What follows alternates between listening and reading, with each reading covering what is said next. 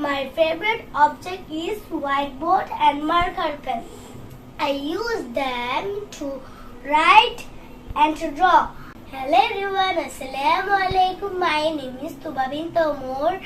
I'm from Rodatul Atfal School. I read in class KG. I'm 6 and half years old. Today I'm going to talk about my favorite object. My favorite object is whiteboard and marker pen. I use them to write and to draw. My teacher also used them in the class. The whiteboard color is white. The marker pen has many colors. I like to write A, B, C, D and draw picture.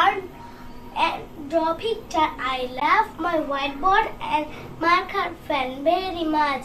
That's all about my favorite object for the time being. No more today. Thank you all for watching my videos. See you next time. Assalamu alaikum. Bye bye.